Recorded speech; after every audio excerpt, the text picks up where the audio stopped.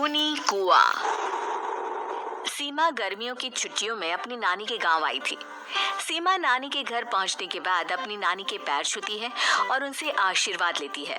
तभी उसकी नानी उससे कहती है, इतनी बड़ी हो गई मेरी सीमा, चल जल्दी से हाथ मुंह धो ले, मैं तेरे लिए खाना लगा देती हूँ। भूख लगी होगी ना? हाँ नानी, भूख तो लग रही है मुझे, आपके हाथ के बने हुए पीले दाल और चावल खाने की। कितना टाइम हो गया है मुझे आपके हाथ का बना हुआ दाल चावल खाए हुए।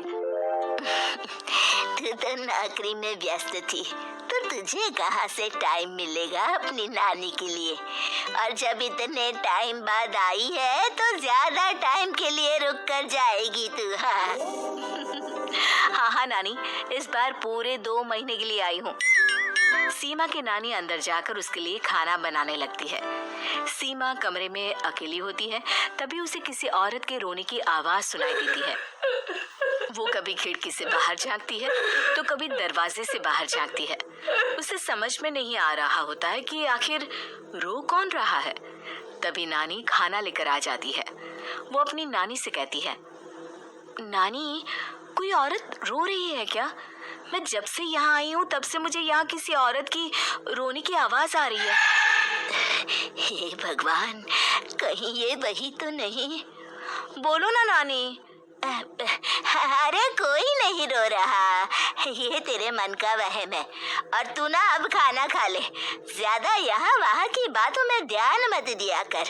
जल्दी से खाना खा और फिर मेरे साथ आ जा मेरे कमरे में, दोनों बैठकर खूब सारी बातें करेंगे।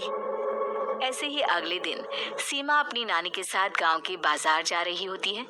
उसी रास्ते में फिर से किसी औरत के रोने की आवाज आती है। वो अपनी नानी से कहती है, अरे नानी, क्या सच में तुम्हें अभी भी किसी औरत की रोने की आवाज नहीं सुनाई दे रही? मुझे किसी औरत की बहुत बुरी तरीके से रोने और चीखने की आवाजें आ रही है। मैं बहुत परेशान हूँ नानी, आखिर ये कौन है?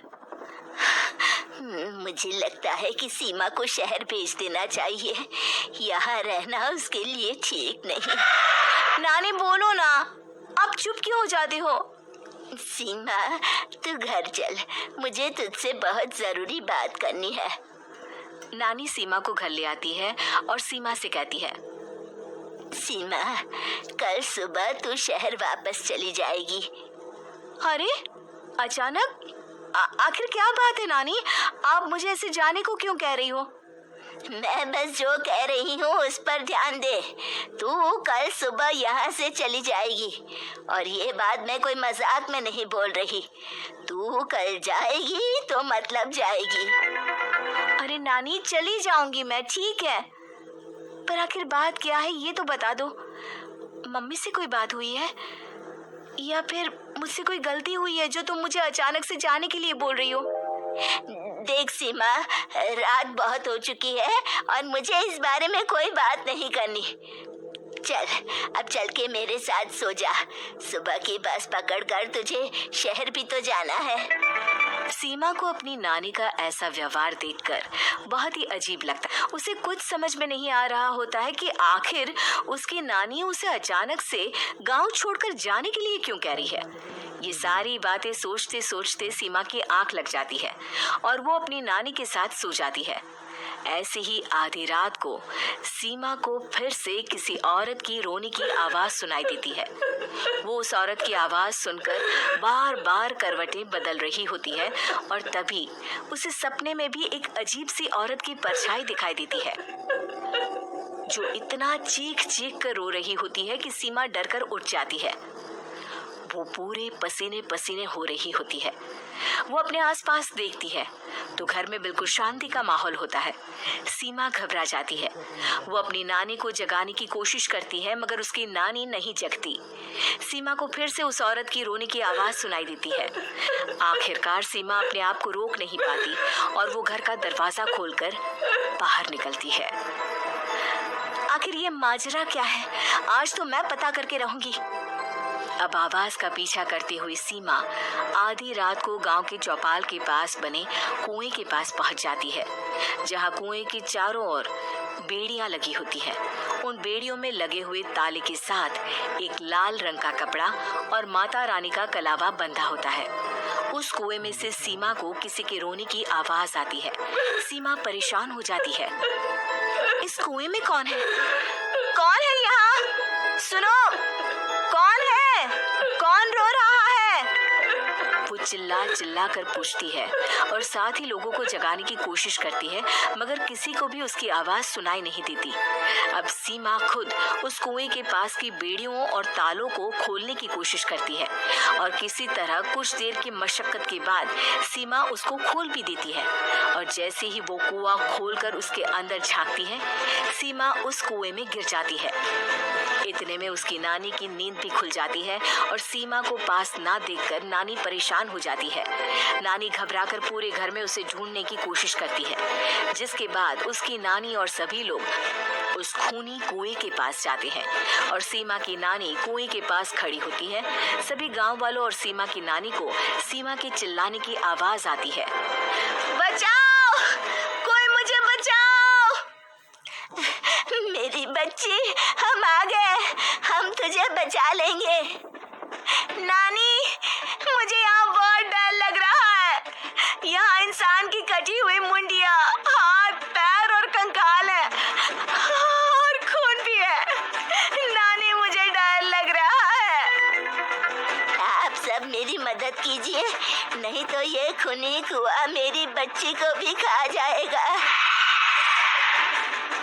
अरे मुझे तो ये समझ में नहीं आ रहा कि आखिर इस खूनी कुएं को खोला किसने।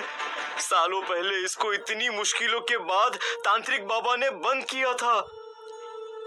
अरे पूरा गांव खूनी कुएं के बारे में अच्छे से जानता है, तो कोई भी जानबूझकर तो ऐसा करेगा नहीं। मतलब किसी ने अनजाने में इसे खोल दिया है भैया। सीमा को इस बारे में मालूम नहीं था और जब से वो यहाँ आई थी तभी से उसे किसी औरत के रोने की आवाज़ें भी सुनाई दे रही थी। कहीं सीमा ने ही तो उसे नहीं खोला। अगर ऐसा है तो फिर सीमा का बचना बहुत मुश्किल है। वहीं कुएं के अंदर सीमा रोते हुए बैठी होती है कि उसे आवाज सुनाई देती है जो कुएं के बाहर खड़े गांव वालों में से किसी को सुनाई नहीं देता। आज सालों के बाद मुझे ताजा खून मिलेगा। तेरा खून पीकर आज मैं अपनी प्यास बुझाऊंगा।